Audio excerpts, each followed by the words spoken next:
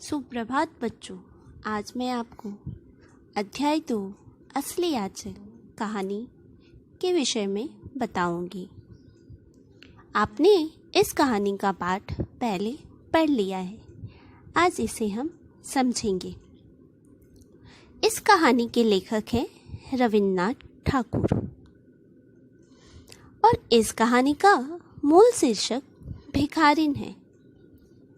तो इस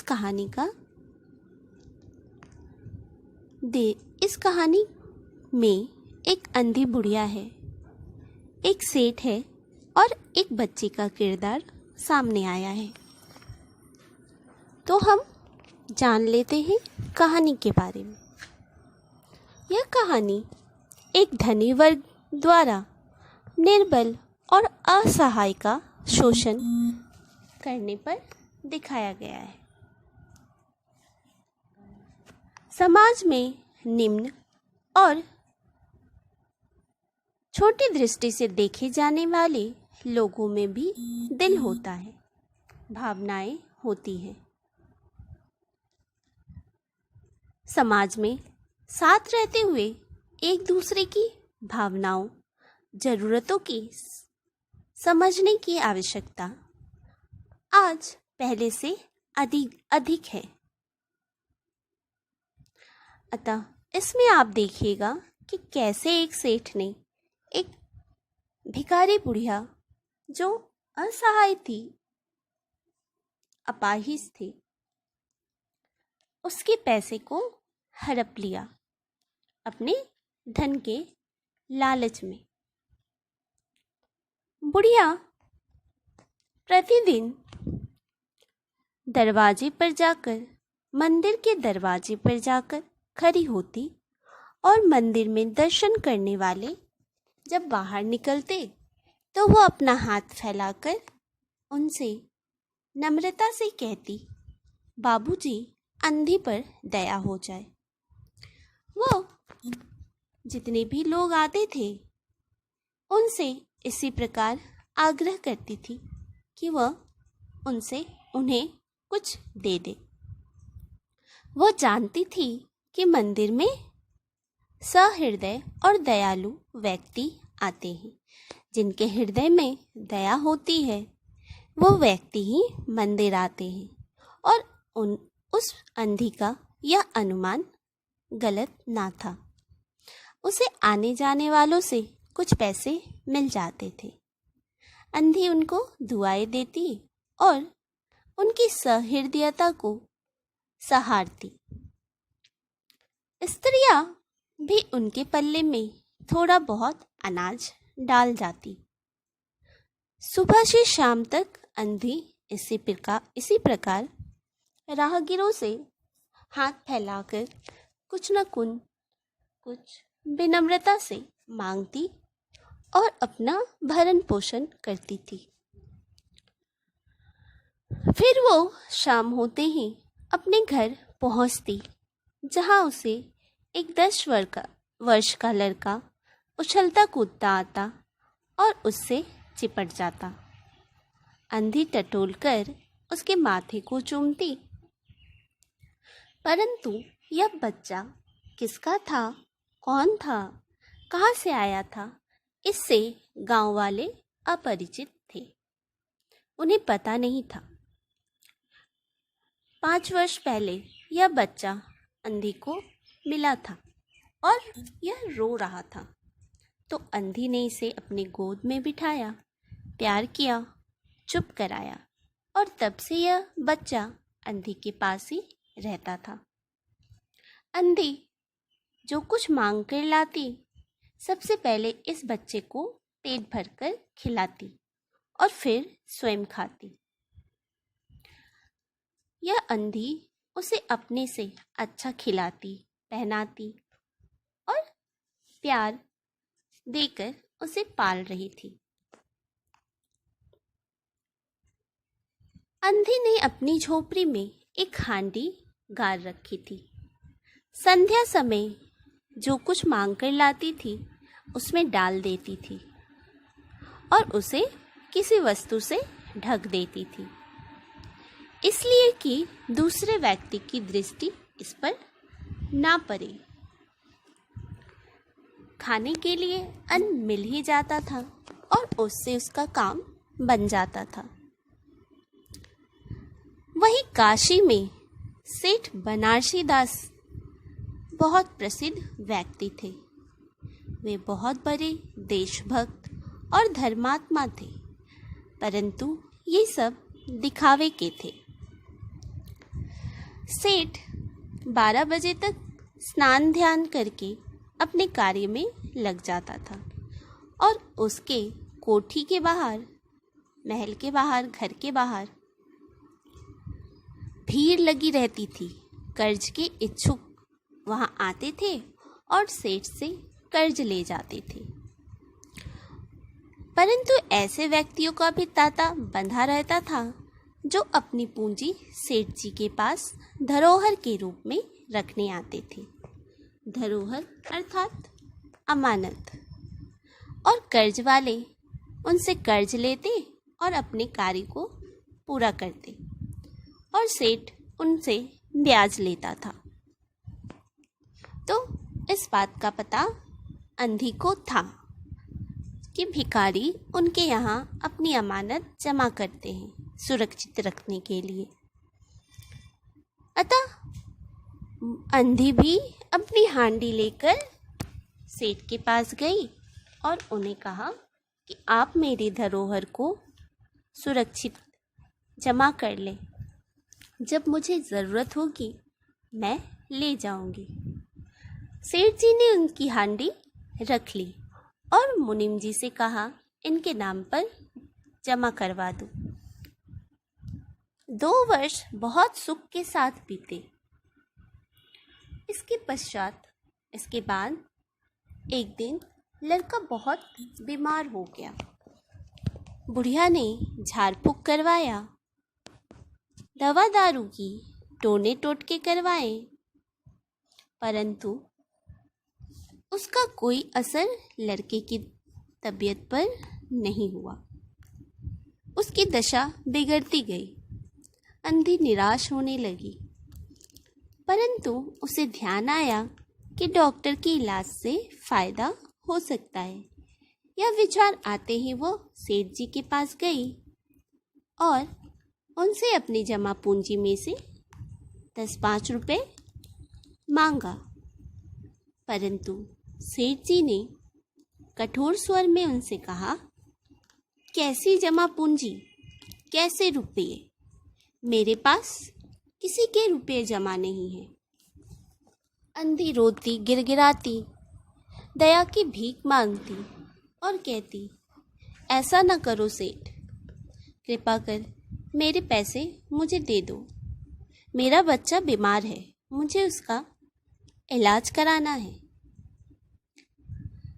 सेठ जी ने मुनीम जी को इशारा करते हुए कहा कि देखो तो क्या इसके नाम पर कोई भी पैसा जमा है। मुनीम जी सेठ जी के संकेत को समझ गया और उसने भी झूठ कह डाला कि नहीं, इसके नाम पर एक भी पैसा जमा नहीं है। अंधी वहीं जमी बैठी रही, रो रो कर कहते रही, मेरा बच्चा मर जाएगा, कृपा कर मुझे पैसे दे दो। यदि आप दे दोगे तो वह बच जाएगा, आपको बहुत आशीर्वाद मिलेगा। परमात्मा के नाम पर, धर्म के नाम पर कुछ दे दो। जीवन भर मैं आपके गुण गाऊंगी। परंतु सेठ तो निर्दयी, धन के लालच में डूबा हुआ कठोर दिल का इंसान था। उसे जरा भी उस अंधी पर दया न आई। उसने गुस्से में आकर कहा, जाती हो कि नौकर को बुलाऊं?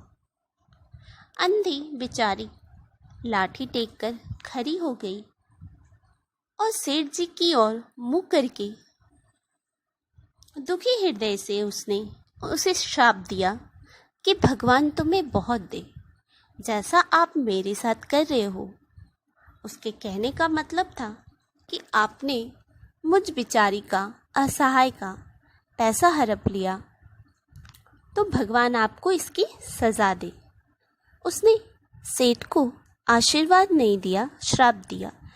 उसका हृदय रो रहा था, और जब कोई दुखी मन से कुछ बोलकर जाता है तो वह शाप होता है। और बुढ़िया फिर अपनी झोपड़ी की ओर चल दी। रोती सिसकती वो बच्चे के पास जाकर बैठी। बच्चे की दशा बिगड़ती गई। एक दिन उसकी अवस्था बड़ी चिंताजनक हो गई।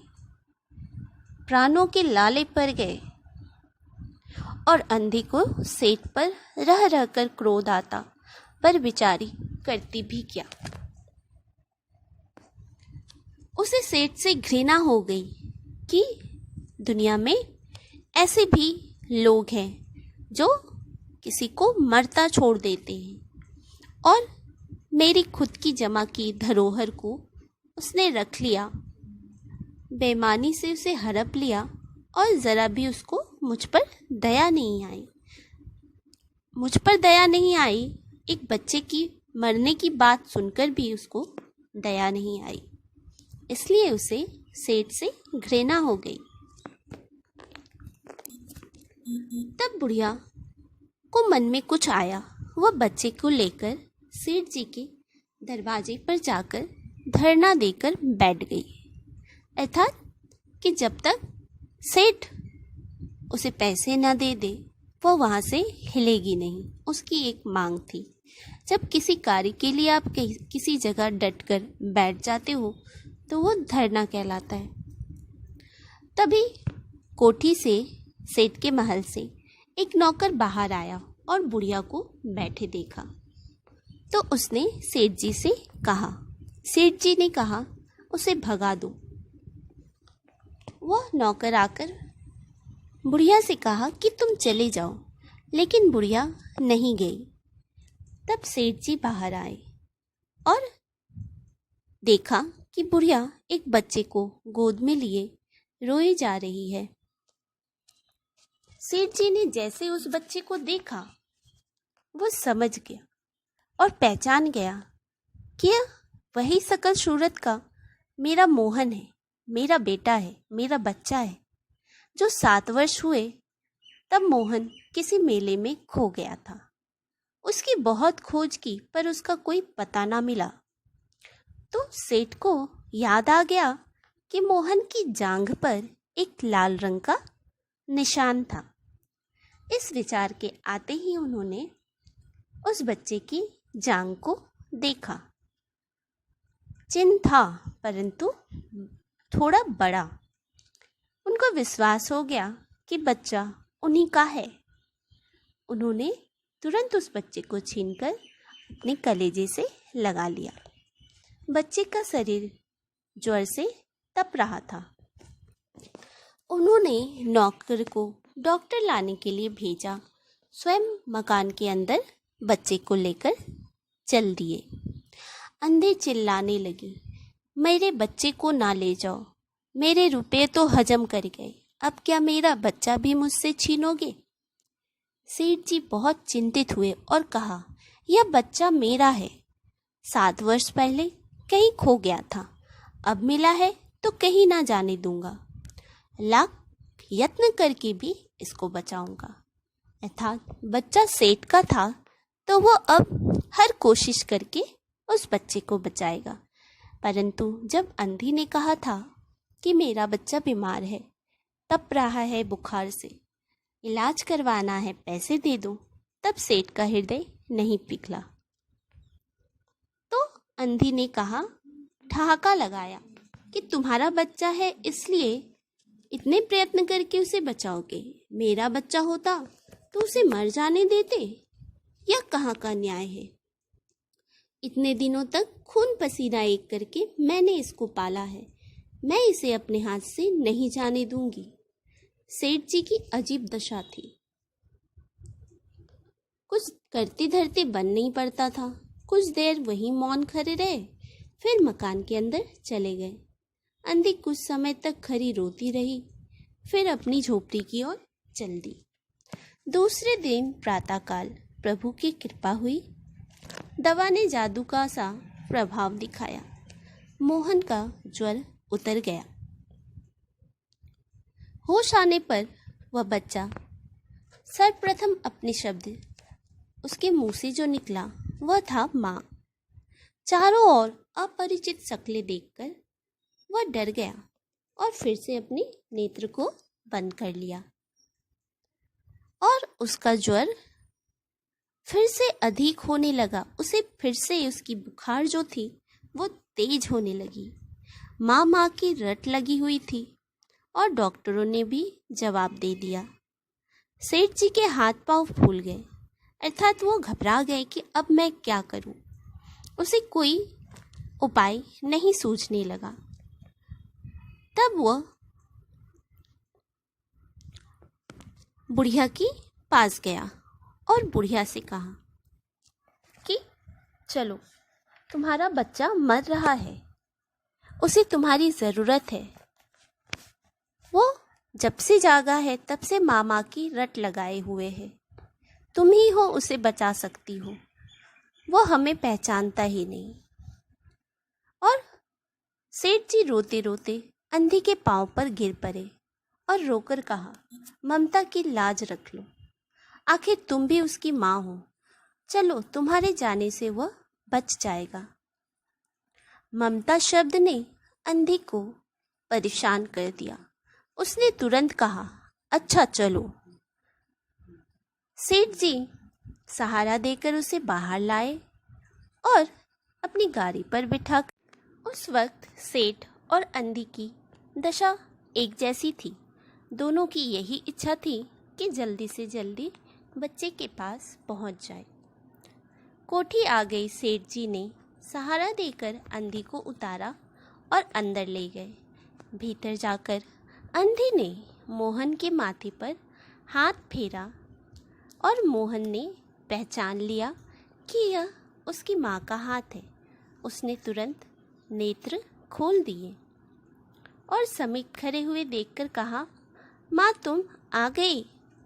अंधी भिखारिन मोहन के सिरहाने बैठ गई और उसने मोहन का सिर अपने गोद में रख लिया।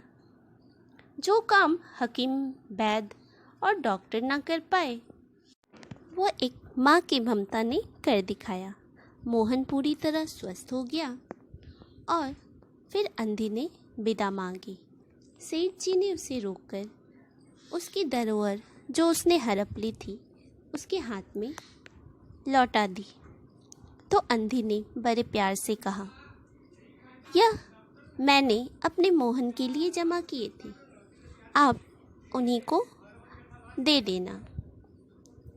अंधी ने थैली वहीं छोड़ दी और लाठी टेकती हुई चल दी। आज इस अवस्था में सेठ याचक है और बुढ़िया दाता। ऐसा इसलिए कहा गया क्योंकि सेठ के पास इतने पैसे, धन दौलत सब कुछ रहते हुए भी वो आज अपने बच्चे की जान नहीं बचा पाया।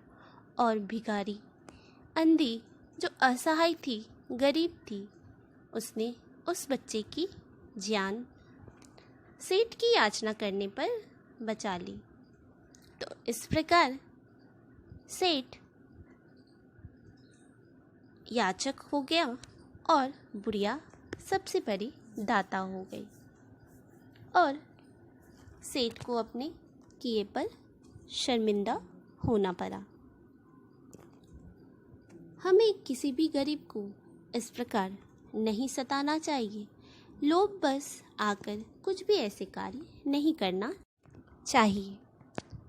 तो इस कहानी को हमने समझ लिया। आज के लिए इतना ही। धन्यवाद।